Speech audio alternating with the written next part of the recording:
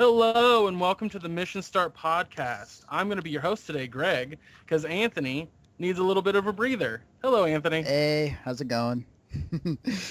Today we have two special guests. We have Jordon, aka Gravekid, How's it going, guys? and Geekthings. Geekthings, I don't think I know your actual first name. My actual first name would be Lewis. Lewis. That's how I roll. All right. Well, welcome, Jordon and Lewis. Thank you for being here. You're quite welcome. Thank you for having us. So we normally start this podcast with asking what you guys have been up to, whether it's, reading, playing games, whatever. So I'm going to start with Jordon. Jordon, what have you been up to lately? Just a lot of random stuff kind of thing. I recently got into some older retro gaming, mainly SNES, so I've been getting a couple of games there. I got myself a copy of Final Fantasy VII Black Label on the PS1. Playing a lot of PC games, really. Mega Man X, Mega Man X2, Mega Man X3. That whole series, I just really enjoy it. A lot of Final Fantasy in the past while. Mostly on stream. And that's about it. Other than that, nothing else. Cool. Have you seen any movies or anything lately, or? The only one I seen was Thor, and I just seen it yesterday. Did you like it? Yeah, I liked it. It was kind of what I expected, though. I mean, their Right. Marvel movies are pretty predictable. So Well, they need to be because you can't really change the formula too much. exactly. All right. Well, thank you. So Lewis, what have you been up to? Ooh, what an interesting question. The thing I've been doing is doing a little. I'm rubbing my hands together a little bit here because it makes me salivate. Playing a little PS4 lately. You lucky son of a... Ooh. Picked up one of those babies at midnight, and I was like, give me my PS4 that I paid for in June. Give me. So I've been playing that. The real question is, what games did you get with it? I got Killzone, I got Battlefield 4, and I got Call of Duty Ghosts. I always want to say Modern Warfare Ghosts, but that's not quite what it's called. And of course, there's the free games of PlayStation Plus that I've been playing too. So, Resogun, I think, is one of them. Oh, Resogun is phenomenal. It's from the same people that made the Stardust games, so those are really great. This is in kind of the same vein, but they changed it up a little bit, and it's really good. It's a lot of fun.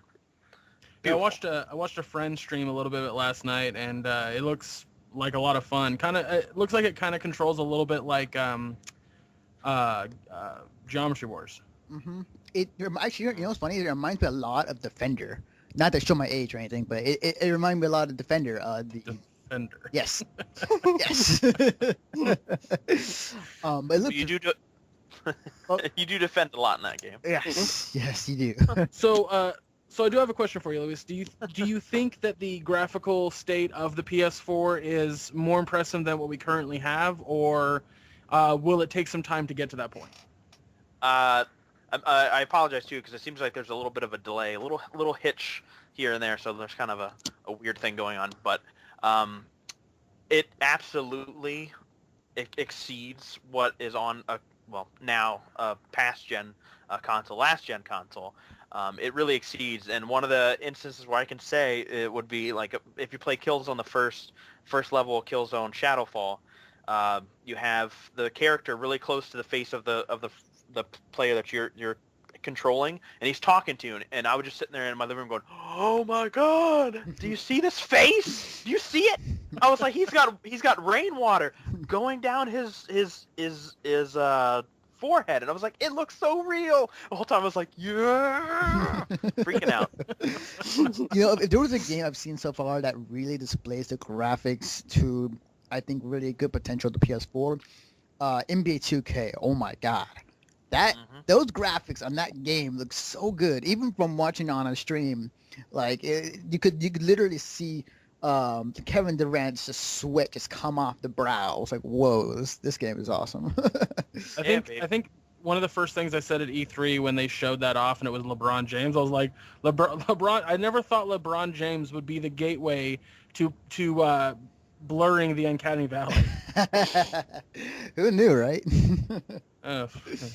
Never, not me in a million years would I thought that, but awesome, dude. I'm jealous, to be honest with you. I want one, and I also want a Xbox One, but money is tight. So That's a lot of money for both, you know. Yeah. yeah, absolutely. Chunk. Did you end up getting the camera that comes? I actually do have the PlayStation camera, they're calling it now, and I played the game that comes. It's not really a game, I guess technically. It's more like a tech demo. Would be the Playroom. It looks so good, and it's actually a lot of fun for being a little tiny little game because you play with these little, like, I don't know, they're minion-esque characters. They don't speak really. They just go, "Whoa," you know. But you can like shoot them. Hold on, so they're little Woody Allen's just. And they scream and stuff, but it's crazy because with the touchpad on this, you can flick it out towards the TV, and you're flicking out individual ones, like, and they like fly and they hit the screen like, oh my god, and then they get scared and they're like, ah. But then you can put them inside the controller, and they're all bunched up, and every time you hit each button, it makes a different sound, and it lights up almost like it's like a disco light, or not disco light, but you know, like a spotlight, and they'll do a move for each one, and it'll be almost like as a club. It's crazy. So fun. Awesome. Yeah, it looks really cool. For people who don't know, they look like Eevee from Wall-E. Is kind of the best way to describe it as far as like how they look. Oh, okay, cool. I don't think I've seen this tech demo yet, so it's really cool. maybe someone can stream it later. There's a bunch of PS4s right now, exactly right now. I'm sure you can find Twitch and find it. Yes, I'm pretty sure. Right, the influx of new streamers was increased tenfold last night. Yep. It's true. Mm-hmm. Anthony, what have you been up to lately? Well, I just got home from an event in Concord. I went and covered. It was the Toys Logic Go Figure event. Basically, it was like a get together of friends, and it was at this local toy anime shop, and we just sat around, played games, and there was a cosplay contest. There was a model contest in terms of making a Gundam. There was stuff for sale, figurines, plushies, everything. And I was there streaming it, and it was a lot of fun. I had a lot of fun there. Oh, excuse me as I burped this pizza out. It was a lot of fun. That's good podcasting. Oh yeah, definitely, for sure. That's some quality AAA stuff there. Yep. But aside from that, though, so a little short story. Yesterday, I was testing out the YouTube stream for today, and I was just the go-to game I always use to stream or just kind of to burn time is Binding of Isaac. And I've never beaten that game for the longest time because it was just so freaking hard. And yesterday when I was on the stream, I was like, okay, I'm getting a good run. I got some pretty good powers, and then suddenly I'm like on the last level. Like I get to finally get to the final boss, which is Mom, for those who play the game, and I managed to beat the game. It's just her like giant leg and a tiny shoe. Yeah, her giant shoe, her cankles. It was cankle. Yes. Like I finally beat the game, and I was like, I look at the stream, and I look at myself like, did that just happen? Did I just beat like one of the hardest games in recent gaming history? So I actually beat. Yeah, so I actually beat the game. So I was really excited. I finally able to see the ending cutscene. I kind of felt kind of gypped though, to be honest. But Yeah, I don't think. Like when you compare Binding of Isaac to Super Meat Boy, the I feel like the gameplay is what they were really driving for in Binding of Isaac, because there really isn't a story in Binding of Isaac. It's borderline non-existent, but the game plays so well. So yeah. Oh man! So I finally beat. Sounds delicious, Anthony. Yeah. Yeah, it was delicious. Yeah, it's that pizza I'm eating right now. But yeah, outside from that though, I've been busy with school and whatnot. But those are the two big things that I've been doing. Yeah. How about you, Greg? What have you been up to? Well, a lot of things. I've been working on those jewelry boxes. Oh yeah, that's right. Yeah.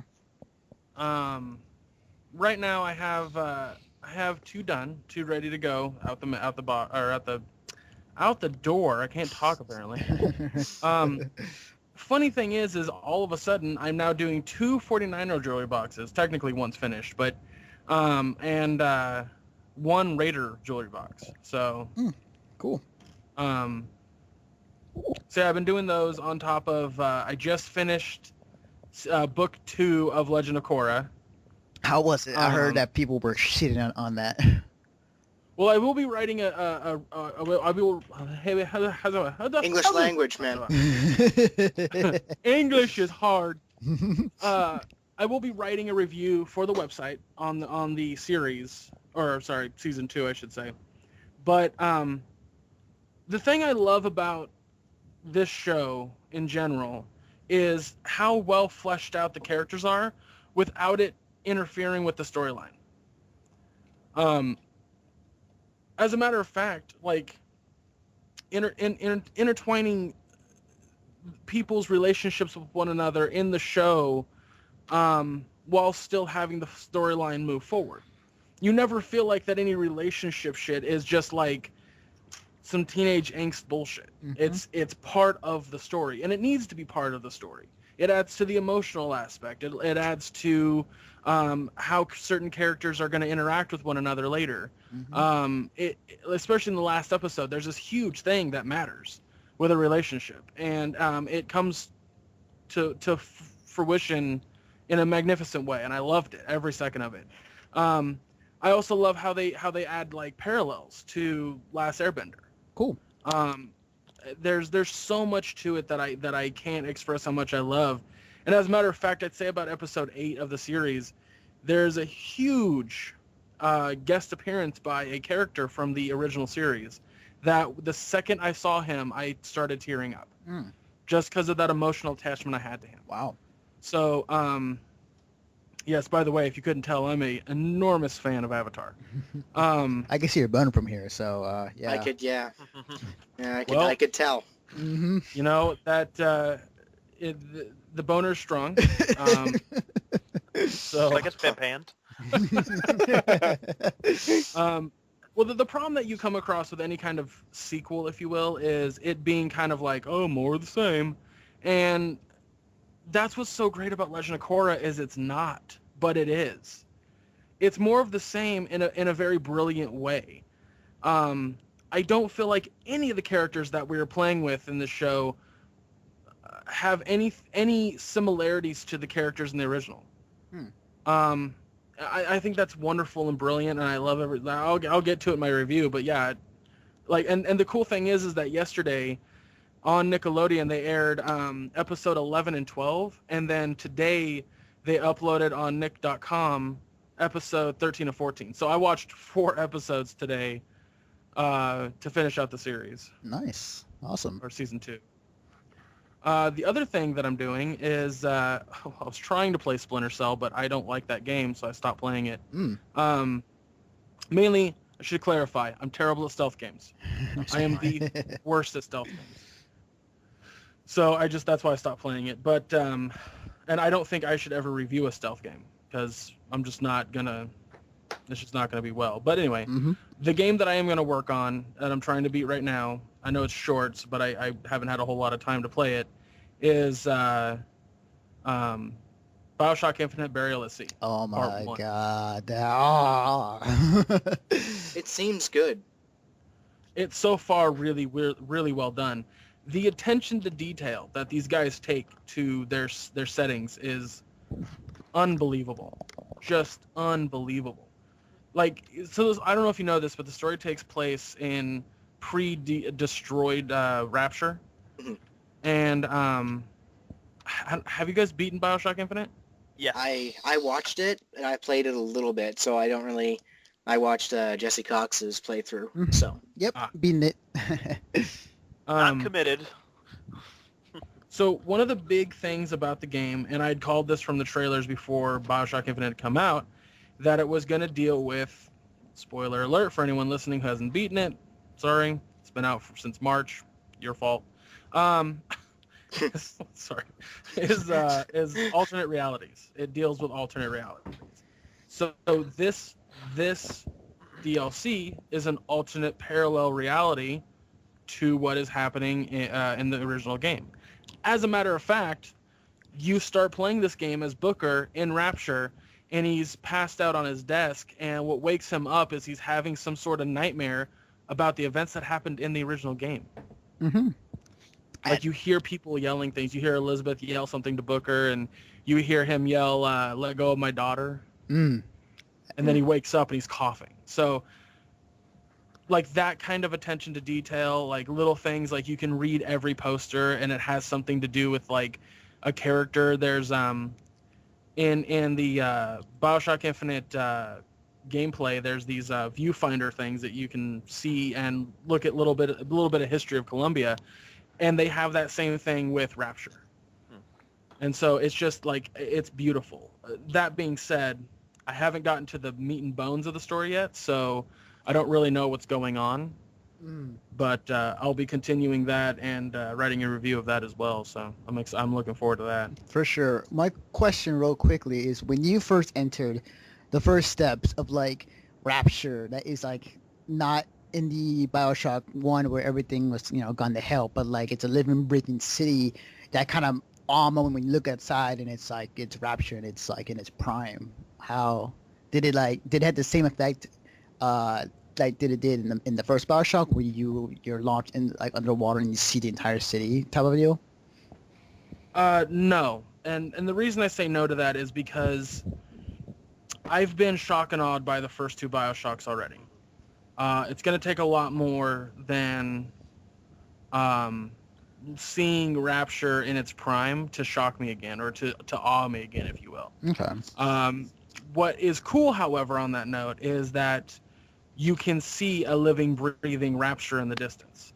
Like, when you look through the windows, you can see fish going by and whales and stuff and sharks, and you see Big Daddies on the outside fixing things, fixing rivets, drilling something.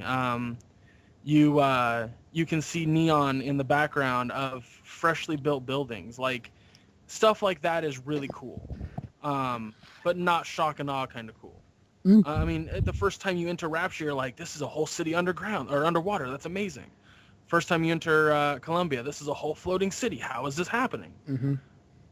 Going back into Rapture, not as like, oh my god, kind of feel. All right, cool.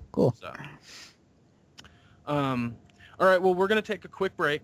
And when we come back, the topic that we are going to talk about is internet gaming. And what I mean by that is YouTube gaming and Twitch streaming, things like that. So stay tuned, and we'll be right back. Hello, everyone. This is Anthony Bionis from the Mission Start Podcast. And if you enjoy listening to this podcast, as well as our other ones on our website, you can now hear us on Stitcher. You can now hear our show as well on the go with Stitcher Smart Radio, on-demand news, talk, and more on your mobile phone. The latest episodes always available for you, no syncing needed, and no money or storage wasted. Available on your iPhone, iPad, Android phones, and beyond. Downloading is easy. Go to Stitcher.com or check out your app store. Stitcher, Smart Radio, the smarter way to listen to radio. And welcome back. So we're going to start our topic, which is, like I said before the break, internet gaming. I'll explain what I mean by that again.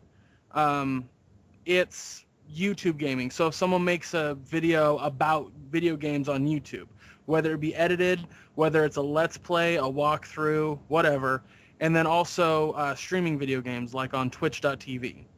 The guest that I have today, the main reason I brought them in on this topic was because gravekid, Jordon here, he has a Twitch channel in which right now he is streaming Final Fantasy X2 currently. That's correct.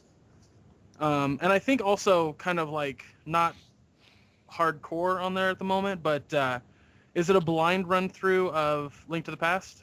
I know nothing about it. I do have an assistant like I do have with 10.2, but pretty much, yes. Okay, cool. So my question to you guys, and Anthony, if you want to chime in, is how do you feel about the state of gaming on the internet in this capacity? Do you feel that it's a hindrance? Do you feel that it's a positive thing? Do you feel that there are negative and positives? Discuss. Well, I guess I'll just go ahead and start. Well, um, I guess it's a positive because you do get to do what you want to do on your streams, right? Like you need to build up your viewership, and that's what if they like you, they're there for you, right? Um, the problem is it's a lot easier said than done.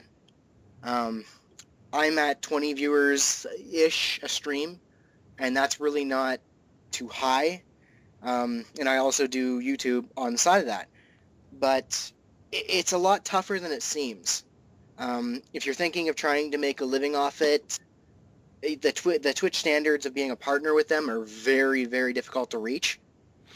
Yeah, that's what I've heard as well. And so that's really a negative about it for sure. Mm-hmm. Do you feel that like with the Xbox One and the PS4 being able to stream so easily, do you feel that that's going to be an issue or? You know what? I think it's going to make streamers' jobs a lot easier.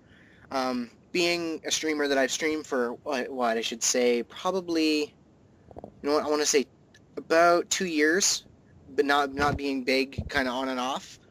I've had to buy, your HDPRs and stuff, and they're not that great at streaming. So with the addition of streaming to the new consoles, I think it's going to make a lot of people start streaming, but it's also going to make it a really big problem to try and get a partnership, because there's going to be so many people applying, and they have to look through them all and decide who's worth giving a partner, obviously, right? So a lot of the old streamers like myself and or I guess geekthings or my partner that I do YouTube with, we stream a lot. We've streamed for, like I said, 2 years. And we're just starting to build our user base, right? Our viewer base. But with the new consoles, it's also a bad thing because we're going to lose viewers because of, they're going to be going over to channels like geekthings, since he couldn't stream really well. He's gonna play Call of Duty, and I don't blame him, and he's gonna get some viewers on his stream. And I don't begrudge him that. I don't begrudge him that though, because geekthings has wanted to stream for a long time. It's just that with the equipment he had, it was almost impossible. So, but like the people like myself, my partner Bailey, it's going to either be a good thing for us or a bad thing for us. I'm not sure what it is yet. It can go either way. Okay. And to jump on that, it can go either way. I think the positives of this is that yes, you have a lot more content on the YouTube, on the internet that you can go to, like for walkthroughs in case you're stuck. If you want to see a guy's review of just not somebody famous with like a Joe Schmo of a video game review or anime review, anything really. You can definitely find that for sure now that there's much more of a I guess a streaming mentality for many people out there, especially who got the PS4. It's a good thing, but it's also a very bad thing because the first thing I thought of when they announced the Twitch is going to be streamed, or you will stream on Twitch on the PS4 and Xbox One, is that Twitch servers are going to get impacted so much, especially within these next 2 weeks of people streaming just whatever games they can. And it's going to cause some server issues, obviously. It might be some lag. But at the same time, there isn't, as far as I've seen, how videos have evolved over time, where it used to be this niche thing where you can capture video for video games and put it online. Since it's such easier now to do, there isn't much of originality you can put into. It's like you put a video out there and you might get 10, 20 views, and the only way to really make a profit or make something good out of it is if you get 10 times that amount. i.e. Game Grumps, and those guys just like fart around and they play games and they get a shit ton of views. It's a matter of just original ideas for these videos nowadays. You can't just rely on doing walkthroughs that back in the day you could watch and it would gain so many viewers, but it's totally different now today than it was back then. I would agree with that because there's a lot of stuff that's changed. I mean, in the newer, I guess you could call the newer generation of YouTubers, like uncounting people like the Game Grumps, people like the Completionists, people like JonTron, like they are somewhat newer, but I'm saying like the newer people such as myself, geekthings, Hi. Zach Sudo. I knew you were gonna do that. My partner Bailey. It's hard for us smaller channels to get views. It's a job and a half to make a video, and then it really is I guess you could call it a letdown when you get 10, 20, 30 views. It's like, what did I spend my time on? It's true. So yeah, I completely understand that, but on the flip side of that, and this is actually a conversation I had with I'm gonna try to pronounce his name. It's like Gonzo SSM or something like that. Sure. He's an animator on YouTube. He actually did stuff for. He was hired by what's his name? Tobuscus. Oh yeah. He posted a thing on Facebook saying that he was mad that Tobuscus wasn't paying him or wasn't paying him the rate that he thought he was going to, or something to that effect. Right. And that he was curious if he should just stop doing animations for Toby because the money wasn't coming in. And I had made a comment. I said, well, in my opinion, from my personal perspective, you don't make art for somebody else. You make art for you. And you don't worry about how much you're getting paid for said art. You just do it. And then if fame and fortune come from that, then awesome. If not, oh well. And his response was like, yes, that's great and all, but I got to eat, man. And I was like, oh, well, I mean, if that's your primary source of income, then I understand your complaint. But at the same time, you can't expect that kind of stuff with entertainment. Any form of entertainment, whether it's the articles that I write, the streaming that you guys do, the conventions that Anthony goes to. You can't expect people to watch it. You just have to hope. And I think that's a difference between hope and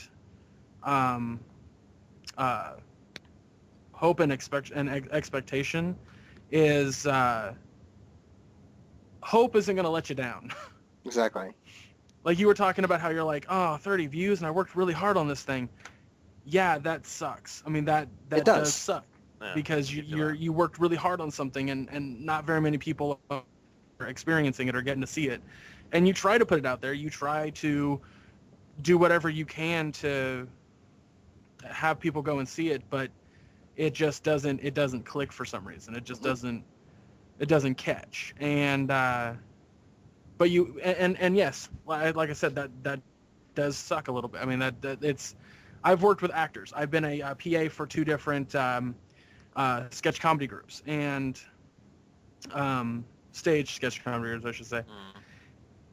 And when we advertise for weeks at colleges, at stores, at places, handing out flyers, just doing whatever we possibly can, promoting ourselves on every social media site we possibly can, and 10 people show up where there's 30 seats, that's a heartbreaker. It truly is a heartbreaker. You know, we're not looking to make money, but we're definitely looking to entertain some people, and when we're not, it hurts. It does. It really does. Yeah. I feel that. For so sure. I think, in my opinion, that being said, I think that the fact that Xbox One and PlayStation 4 have it so easily accessible to upload videos to YouTube now, to basically allowing people to make their own content to put on the internet now, the market's going to get a little bit flooded. It's going to oversaturate. Yeah, and a lot of people are going to see a hit. I think the juggernauts of YouTube and stream gaming are going to see a huge hit in their viewership because of it. Mm-hmm. Yep. You're definitely gonna see it, but I mean, you know, like you got to look at it positively, like I do. It just gives opportunity for a lot more people, which is a bad thing in some aspects, but it gives you the option of finding new people that maybe, like, I do this socially, not necessarily to have money, but I'm kind of relatively a performer. I've performed music. I have, you know, concert, marching band, stuff like that, university, high school, all the way. I've done stand-up comedy.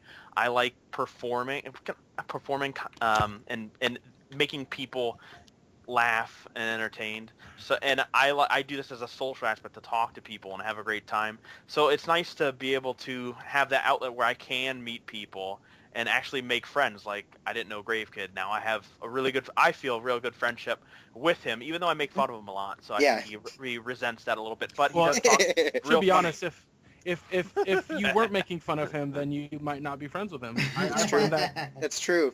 I find that friendships are really cemented. You know that you're good friends with somebody when you make a joke in their direction about them and they laugh at it. Oh yeah. Yeah. It's the go ahead. I was gonna say, that's me and Gregg all the time. I give him shit all the time, and he's, you know, cool with it. Yeah.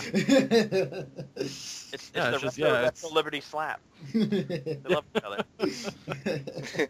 I've had friends that have like I'll be on Xbox Live and we're playing a game together, and then some random guy will hop in that's a friend of somebody else, and he'll hear the fat jokes that come in my direction, and I laugh and I make, you know, I'll make jokes about my friend being bald or whatever, and all of a sudden he'll just make some fat joke in my direction and no one laughs, and then one of my friends goes, "Here's the thing, dude, we don't know you. You can't make fat jokes at him. It ain't cool, man." He's just like, I don't understand. Yeah. I don't get it. We're like, "You're an idiot." Yeah. Well, we have made our own little, I guess you could call it our own little network with the four of us that we have gathered together. Really, it all started with a group that I think is dead now. It's dead. It's dead. I would hope it's dead by now. That's so rude. I can't believe you. The thing is, it's true. It's true. Honest to God, it is true. Sorry, Jesse. Yeah, sorry, Jesse. The G Gurus. When I was starting out, Game Gurus.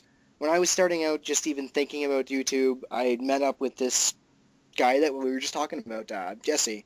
I won't use his YouTube channel or anything right here, but he was basically the one that was introducing me to this whole YouTube thing. And I think I was in the Gurus for about a year, and then the group everyone just kind of spaced out and just went their own way. Mm-hmm. Myself, Zach wasn't part of our group, but he was an honorary member of the Gurus. I was trying to get Zach in. I was like, Zach's a really cool dude. He has a great YouTube channel. He makes great content. Let's get him in here. He does nothing but improve the group. Yeah. But the group died. Yeah.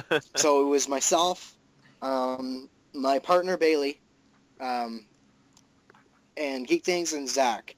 We decided that we have our own little network between the four of us. Whereas I'm the co-owner of Glosliv Games. Geekthings owns Geekthings Podcast, and Zach Sudo Productions. Bailey works with me. He's also the other owner of Glosliv Games. And we have our Podcast Supreme. That is our our group discussion podcast. And really, that's how we all really became friends, I guess you could say. Super awesome friends forever. That was the podcast name. I can't believe you guys didn't do it. That was my name. That was actually the original podcast name. It's the podcast name and the truth. Oh gosh! But we decided to go with I think me and Zach decided that we should go with Podcast Supreme because it was funny because the day that we decided, I had just went to Burger King and Geek Things brought up something about a polar bear. I don't remember what it was. You live in Canada. Your car is a polar bear. That's the thing. You don't get it. Don't lie. Have it. And basically, that's what happened. And all that stuff is basically how it come to be, pretty much. Cool. That's actually really interesting because it's very similar to the same way that like I've experienced those improv and sketch comedy groups that I've been a part of. Right. As the lights and sound guy, because let's be honest, I'm terrible on stage. But it sounds very similar because as people grow older and change, things change, and you have to change with the times and move on, and that's kind of like what it sounds like you guys did. You guys just kind of grew apart, and I don't know. I mean, it's I don't know. I was really lucky recently to have stumbled upon, if you will, everyone at Mission Start. I had been part of another group a while back, and they were trying to do gaming content online, and we had a podcast and stuff, but the issue that came at hand was that the people involved in this website were flaky, if you will. They, but not like a good pie or, something like that. I'm talking about like they just weren't around. I know you guys know what I'm talking about. I just wanted to say that. Yeah. See, that's my attempt at a joke, and it failed. Anyway. Right. But yeah, I was like, I had to move on. I had to do something else. I had to, for lack of a better metaphor, spread my wings and fly. Good song. Yeah, I like that song. It's pretty good. Yeah. I was about to say that myself. Yeah. Yeah. I especially liked it, and then in the what do you call it? Everybody sang it in their head. Yes, indeed. Because like the same way you're saying this stuff is literally how our group started. Is because we all four of us knew by the point that it had come to where we knew that the group was going down, and we knew it. We were reluctant to leave until it was dead. But we started doing our own podcast, and we stopped putting links to that channel because we knew eventually it was going to be a dead thing. Because let me see here. There was 3 people who didn't get along in the group. That would be, not giving names right now, just 3 people in the group. And they would fight every time we do a podcast, and that's really, really unprofessional, especially on a podcast, right? So, absolutely. Yeah. It's funny you mentioned that. On a side funny note, so I won't name names. Anthony knows who I'm talking about, but I have a particular friend who oh yeah. is not bright. Okay, I mean, I'm just putting it that way. There was a situation a while back where I was very frustrated with him because I'm still friends with him today, but he's not involved in any of the stuff I do now. And I was trying to have a conversation with him about something, and he misunderstands half of what I say 90% of the time, especially through text. And it's really hard to understand why someone would misunderstand you so often when you've been friends with them for 10 years. And they should know how you speak and the way that you use words, but he doesn't. So I was very frustrated with him, and I was talking to another friend who's still a friend of mine who was involved in that stuff that I went away from. That guy, the second guy that I'm talking about, he was smarter because he got out a lot earlier than I did. Right. But so I was talking to him about like I'm always surprised at how stupid my friend can be. And I'm totally safe, by the way, because he does not listen to this podcast. Okay. I was about to say, man. But he just goes, I remember, and I go, what are you talking about? And he goes, do you remember the Wii U fiasco? And I was like, what are you talking about? And he goes, so basically, I'll tell you the story that he reminded me of. right after E3 and Nintendo's conference where they announced the Wii U, the next day we recorded a podcast talking about all the E3 coverage. And he then says, like, we were talking about how the Wii U looks really cool and it's going to be HD and all this kind of stuff. And Mike goes, well, it's just a controller attachment to the Wii.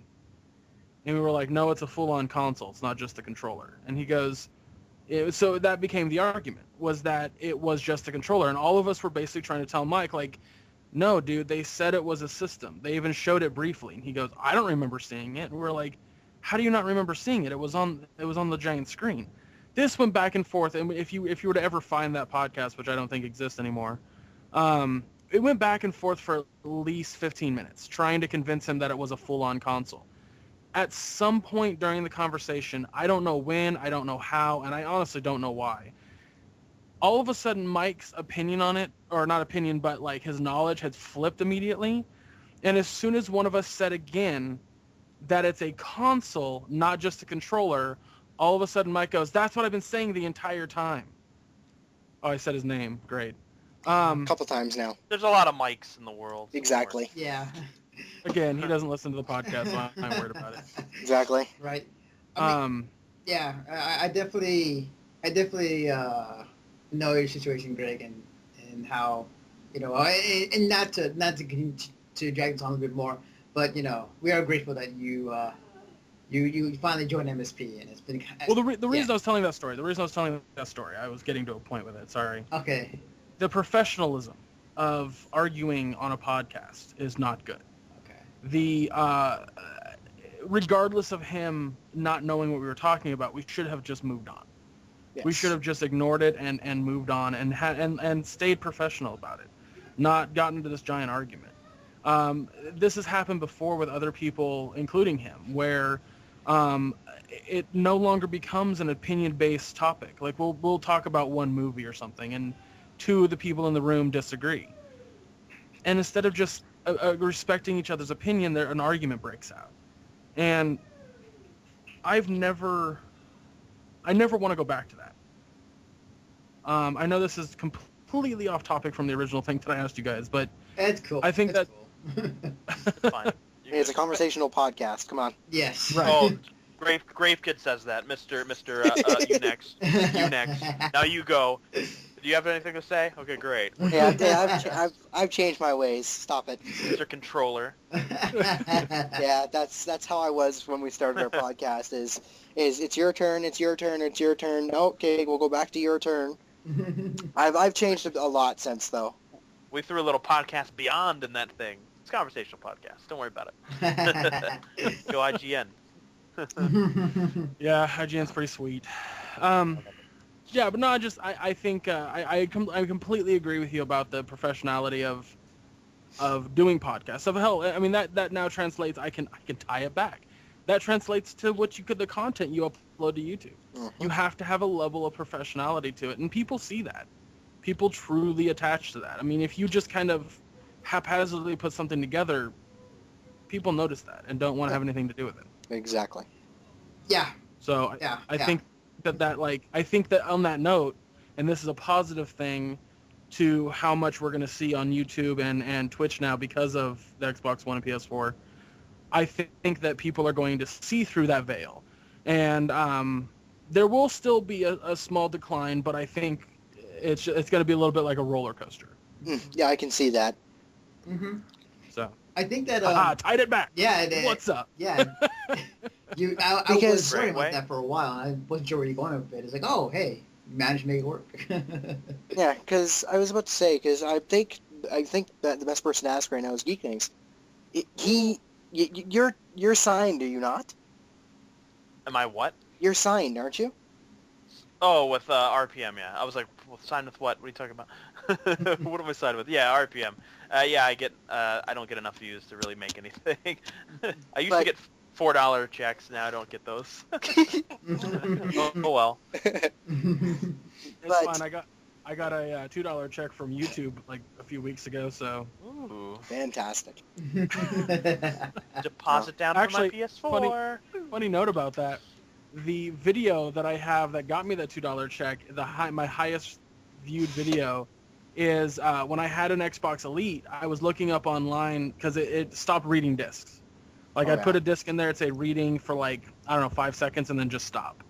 And I was trying to figure out how to fix that without having to open up the Xbox because I didn't want to void the warranty in case I wanted to pay $100 to have it fixed because I didn't have enough to buy a brand new one. And I watched a video of a guy basically saying that the disk drive in the Elites can get corrupted or broken, and the best way to get it going is to jumpstart it by spinning the disk with your fingers after opening it up. And I'm like, I'm not doing that because I don't trust myself. So I thought, okay, in the past, to kind of kickstart something, you got to keep it in motion or shaking it. So I was like, if I just tap the top of the Xbox, will that work? And sure enough, it works fine. But the problem is that the more and more you tap on it, the more and more, like the harder you have to tap through over the course of time. And I'd say within a few months, it basically, like I had to beat the fucking thing apart just to get it to work. I won't go into details about how I got a new Xbox, but I have a new Xbox, so we're good. And I've had it for about a year and a half now. But so I make a video, and I just filmed it with my horrible HTC phone that I had at the time. Oh shit. And yeah, it's terrible quality. Like you can hear me, but I sound like I'm talking through a paper cup. It's awful. Sweet. And even my dad was making something in the microwave at the time, so you hear a beeping in the background. Anyway, What was I he made making? the video.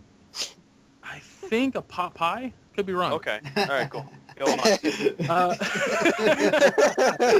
that makes the difference. I like how it was like very important to know what it was I was cooking.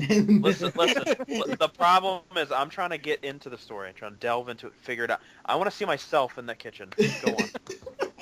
Oh, jeez. Wow.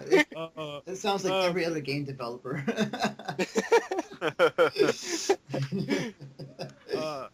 Anyway, so like I said, I made a video, and the only reason I made the video wasn't for views or anything. It was so that way my friends that don't live near me, I can show them what I have to do. But I also created the video if anyone else saw it. I didn't want to have it just like, hey, blah blah blah blah blah blah blah blah blah. This is what I have to do. It was, I wanted to make it a little bit more because it was going on my YouTube. So I make the video, and not one time in the video do I say, this is what you should do. Because I'm not vindicating beating up your Xbox to get it working. That's just not smart. Mm-hmm. To this day, I still get comments that are mostly it's thanks, you're God. One dude said he was going to blow me. Oh, the cartridge. Blow the cartridge. There you go. Damn. He's like, I will find you and give you a blowjob. Thank you so much. I was like, well, that's a little much there. That's creepy. But there are a few where I've gotten, you're a horrible person for telling people to hit their Xbox. You should be in jail for beating up an Xbox. What? Yeah. It's obviously. One guy even said that I owed him a check for a brand new Xbox because when he did it to his, it red ringed. Which I was like, that ain't my fault, dude, because I didn't tell you to do it. That has nothing to do. I don't think that has anything to do with it. Yeah. No, exactly. Crazy. And again, like I said, if you watch the video, I never once say, you should do this. It's literally, I say, this is what I have to do. That's what I say. Mm-hmm. But that being said, that video has close to like, I think 40,000 hits now. Damn. And climbing. It hasn't stopped. Damn. That's crazy. As you get older, I'm sure, yeah, it'll keep on going up. It's a few years old now, so it's like it's 40,000 hits in like 2 years, which is the $2 check from YouTube, which is what I was getting. Right. You need to make more videos about you beating the shit out of shit. Yeah, really. Seems like that could work. I think I've hit a gold mine, guys. I don't know. Yeah. I think you might We're be. gonna I mean, be if you guys want to make $1 a year, I think we've hit a gold mine. Yeah, God, we got this. You could buy so many Popeyes with that. Yeah, I know, right? By the way, people who are listening who are just kind of wondering what the hell that noise was earlier, I apologize. My dad is going nuts. He is excited that USC just beat Stanford right now. So yeah, just FYI. Sorry guys for that little interruption. We'll take it out in post. Don't worry. But other than that, getting back to the task at hand. Yeah, go ahead.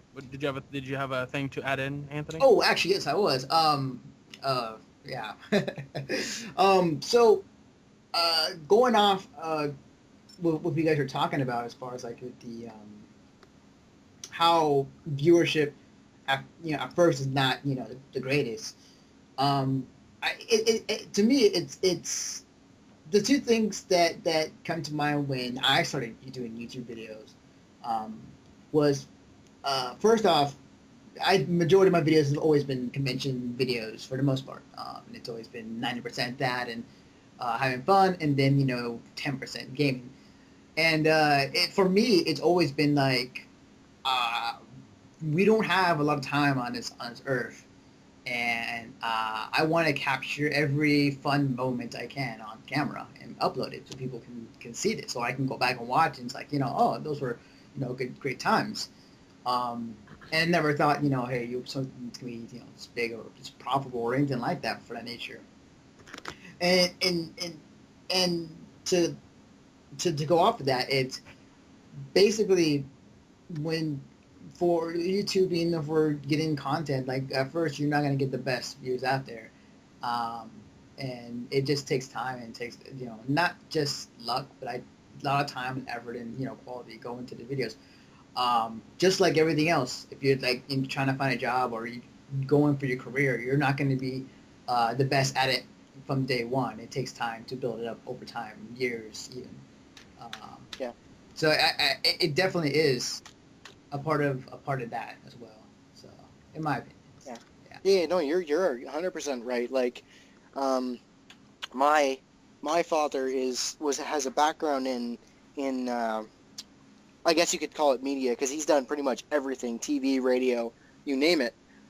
So that's the route I thought I might take and try with this, because there's no point in going into radio right now, because like there's not very many jobs there anyway. Mm-hmm.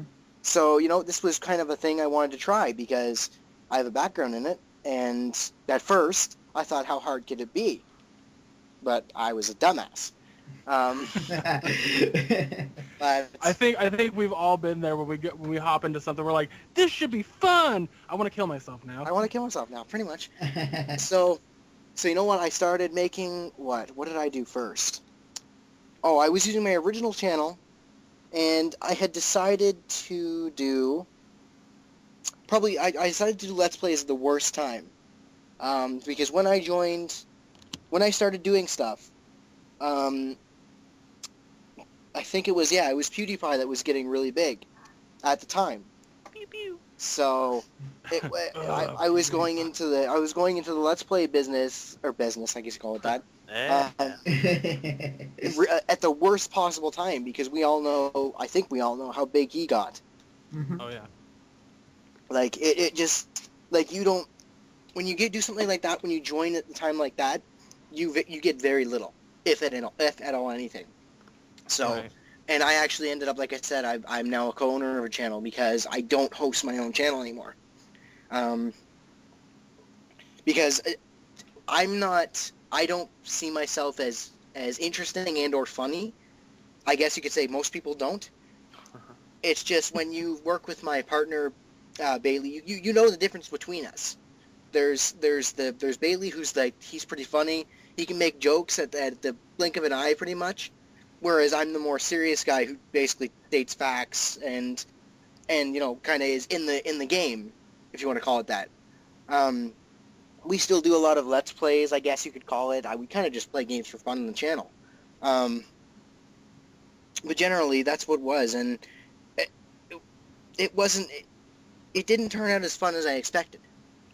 At first, obviously, right? So, and going on 2 years now, I guess, I've been on YouTube, I still don't have a huge following.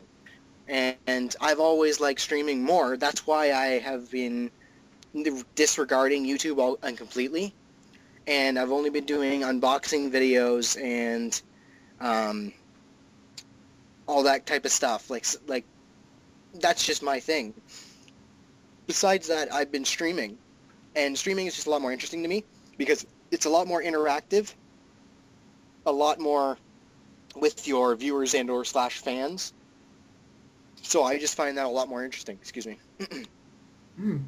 That's really cool. I mean, I can totally respect that in all fronts. That's awesome. One of the things that I've noticed that are important with videos on YouTube, especially like unboxing videos or review videos, if you will, is the shorter and more condensed, the higher the viewer count is. So like, PewDiePie and Game Grumps and all those guys that do Let's Plays, the only reason that they're popular is because the host already have a backing. Yep. PewDiePie, he kind of got in the game early, and that's why a lot of people follow him. But a lot of these other guys, there's some people that I can think of off the top of my head that essentially got lucky, and that's great for them. That's absolutely fantastic for them. But take this has nothing to do with gaming, but take Epic Mealtime for example. Yep. Oh yeah. Every video they come out with is less than 5 minutes long. Mm-hmm.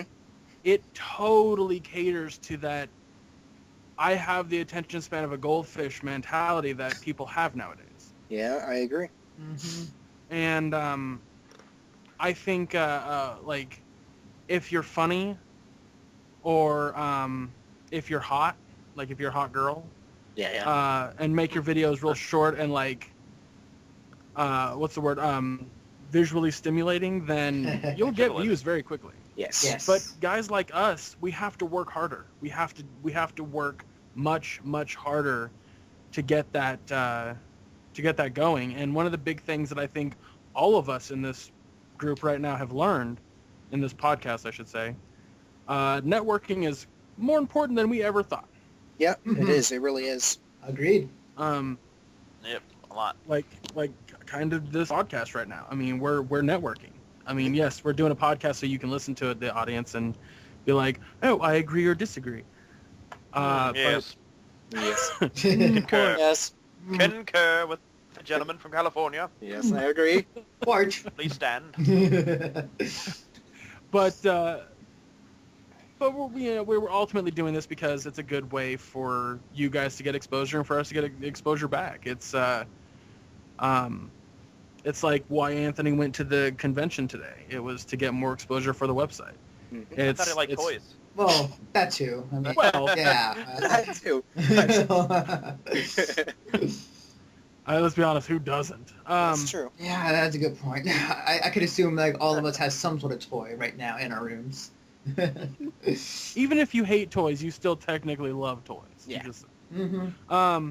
I don't know how that makes any sense, but Yeah, it doesn't make much sense, but it'll make sense in the future. Yes. well, are you talking about the future or the future? Oh, God. The future. Yeah, we have internet right on our phones. Good news, everyone. We can stream directly from our systems now. Oh, Check shit. the future. Oh, my God. Well, actually. Actually, a thing. Yeah. But I don't know. I don't know where I was going with that. Point is yay internet, and I'm glad you guys are here. I'm glad you guys said yes. Yes, and you know what? This is actually very apparent right at the moment because myself and Geekthings, we were actually doing some networking for a website not of our own, but we were doing it for them because of reasons that I worked out with the owner. We were supporting a website called Dalton Brothers Games. They used to sell a bunch of stuff, and what happened is they closed down just recently. It's too bad because they were a really good site. If you ask Geek Things, he'll go on for an hour about them. Yeah, I spent a lot of money with them. Yeah, he did. Oh, I had 600, 700. I don't know how much it was, but it was a good amount. But they made us a deal. I won't go into the details because obviously it's not really a thing at this point. They were sponsoring our podcast for exposure, and it's kind of like the same thing. In that case, it was more geared towards getting people to look at their site more than getting us exposure on their website. It wasn't really geared towards us. Yeah. So, but it was good to have them as a a logo to put and say, these people believe that we're good. And Right. like it's that recognition of somebody that you've got somebody behind you, I guess you could say.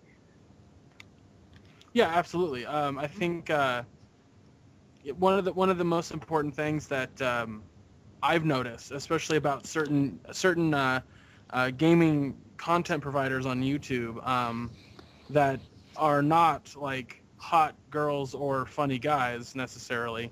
I mean, they are funny, but not like extremely funny. Yeah, no, I understand that. They really didn't have a breakout moment until they found a group, if you will, or a way to network. For example, the completionist. I didn't find him until the Continue guys had challenged him for Maximum Carnage, the SNES game. And the Continue guys, I found them through another connection. I don't remember how. And that line keeps going because you never know, like from an audience standpoint, you never know what entertainment you're going to find that is that much better, unless like you kind of follow down the rabbit hole a little bit. And I think that's what, like, because we've experienced that's what we're trying to do now. We're trying to provide people that little bit of a rabbit hole experience. If somebody's on your stream and you mention doing this podcast and they're like, oh, let me go check out that website, and they end up really liking our website and vice versa, that's awesome. Mm-hmm. That is so damn cool. It's not even funny. I hope to one day, like, have enough contacts in my phone to where I can get just about anything done that I need to for the sake of entertainment.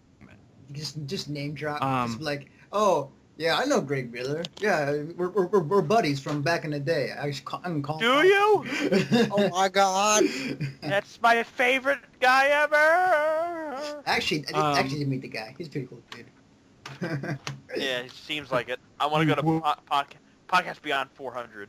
Beyond. It's gonna be great. Beyond. The point I'm getting at is that the networking thing, I think, is I'd say probably one of the most important things about being a content provider on the internet. Yes. Well, even I'm going to bring this up because it doesn't seem like it's a big part of it, but even streaming is really affected by who you can get to retweet it or right. Facebook it or Tumblr it, whatever. Mm-hmm. Like it if you have no like how mine worked, I got a little bit of help from the completionist. He actually retweeted my streams a couple times, and that's how I got my current user base. Is a couple of his fans came over and liked what I did. At the time, I was playing Final Fantasy X, if I recall correctly, and it's just ever stuck ever since. So if you have someone that would be willing, that has somewhat of a fan base, like it really jumpstarts your viewer count. Mm-hmm. Absolutely. Agreed. As long as you get along with them, of course. Like, mm-hmm. don't just go to somebody and be like, can I get you to retweet this? Like, I don't know Gerard. I don't. Yeah, you have to kind of build a little bit of a rapport with him. Like, I don't know him. I've only spoke to him once, and that was on a G-Gurus podcast, which was, oh God, how long ago? Mm-hmm.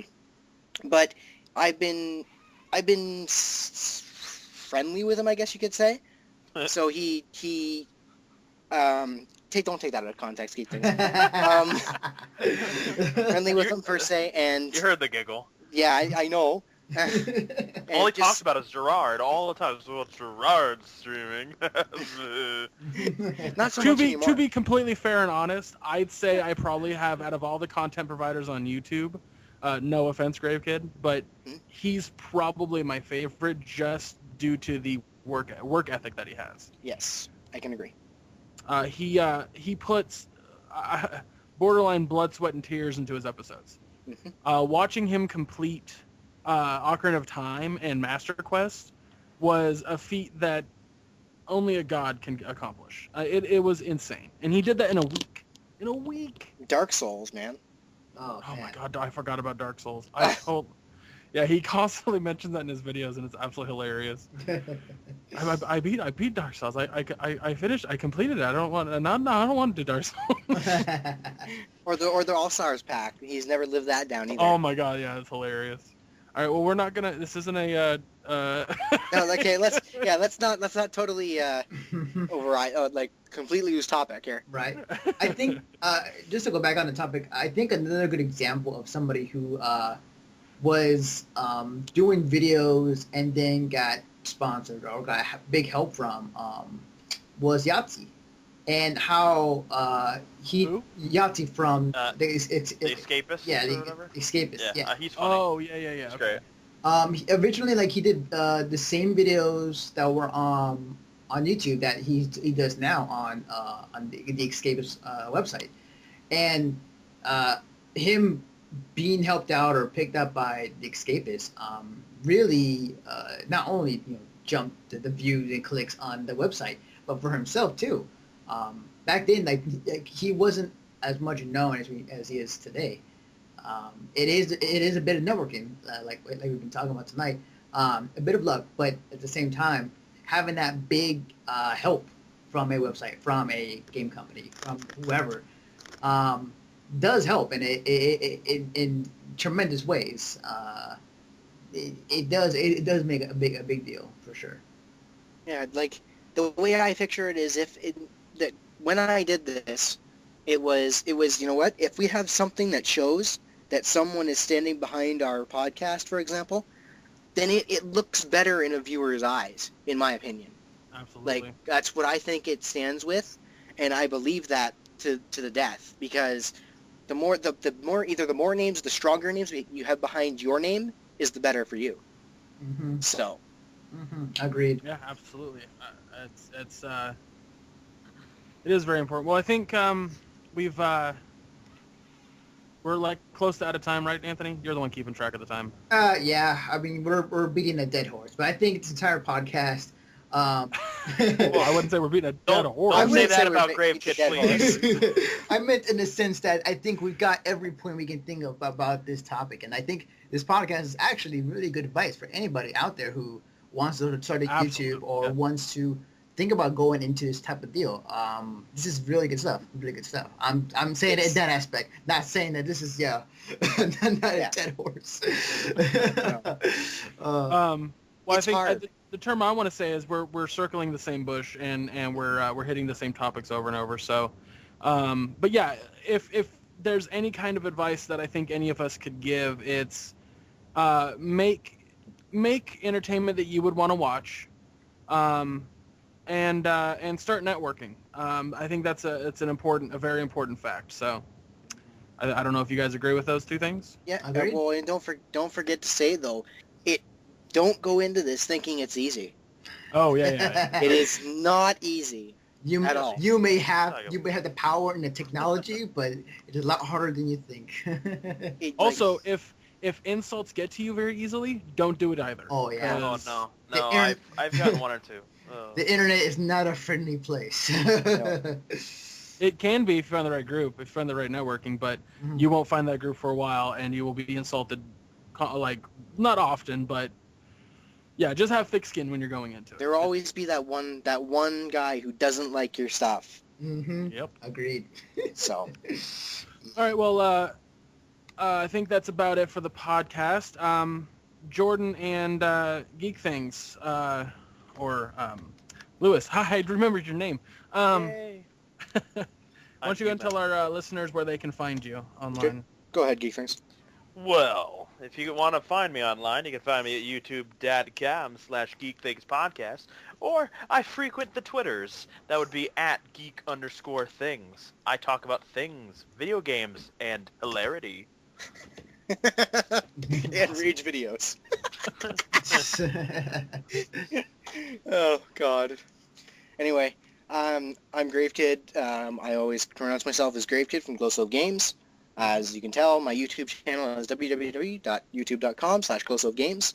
And I almost forgot to mention our podcast. Our podcast is Podcast Supreme. You'll find that on our associate channel. That would be youtube.com/ZachSuda Productions. And I think that's it. And you found me on Twitter @Gravekid. So. Awesome. Anthony, why don't you go ahead and let the audience know where they can find you, even though they should probably already know since they listen to the podcast. Oh, yeah. Well, you can follow me on Twitter @DefectiveNaruto. You can find this podcast, among all the stuff we do, on the site at missionstartpodcast.com. I just got done streaming the Toys Logic event, as I said in this podcast prior. You should see a video up probably by the end, actually right now, YouTube. And there's some more content coming along the way. So for the next couple of weeks, there's going to be a lot of convention coverage, like photos and just con reports going up on the site. Oh, yeah. So it's going to... a bunch of people from the site going to, some anime conventions and stuff? And a bunch of conovers. So it's going to be plenty busy for the next couple of weeks. And I think months, actually, because I still get... That's fantastic. More content for the site's great. Yeah. So. But yeah. All right. Well, you can find me at... oh my gosh. I mean, on Twitter, @ChubRockGeek. I don't know why I have a hard time saying that every time. You can follow me. You can subscribe to my YouTube page at youtube.com/ChubRock. And you can read my articles on this very site, missionstartpodcast.com. I don't know why we say that, Anthony, because they're already on the site to listen to the podcast, but whatever. Hey, it's for those who are listening on iTunes or on Stitcher. Yeah, you never know. Yeah, Stitcher! I forgot we have Stitcher. Yep. Forgot about that. Uh-huh. All right, well, I want to thank the guest again for joining us and having a very interesting conversation. Yeah, you're welcome. Very welcome. Well, We're thank glad you. to be here. We were very happy. Please be kind. Rewind if you're still using VHS tapes. That might be something that you might need to do. So remember that. All right, awesome. I'm gonna leave it there, and thank you to the audience for listening. And Yeah. is it ask them to come back next time? How do we end this, Anthony? Usually is we will see you next time. Oh, well, okay. Well, just be kind and rewind. Please come back. Please come back. You have to.